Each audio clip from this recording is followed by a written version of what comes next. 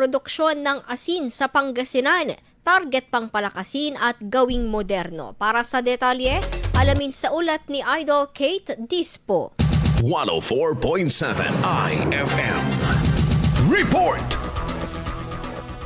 Target na higit pang paunlarin ang industriya ng asin sa Pangasinan at masuportahan ang kabuhayan ng mga manggagawa sa sektor sa ilalim ng kasunduan na nilagdaan ng Pamahalang Panlalawigan at Bureau of Fisheries and Aquatic Resources 1. Sa ilalim nito, magtatayo ng makabagong shared service facility na may 12-tonner capacity salt warehouse, twin cooking structure at salt crusher na may kasamang shed ang ahensya sa Pangasinan Salt Center sa Bolinao. Magsisilbing warehouse ng naaani at napoprosesong asin ang pasilidad upang panatilihin ang kalidad nito habang nakaimbak para sa mas epesyenteng distribusyon sa lalawigan. Ang proyekto ay pupundahan ng Department of Agriculture sa ilalim ng Development of Salt Industry Project na naglalayong magtatag ng storage facility.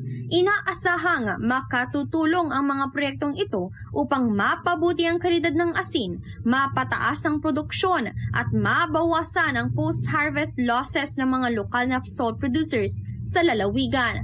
Kasama mo mula dito sa IFM Dagupan, ako po, si Idol Kate Dispo, Tatak, IFM.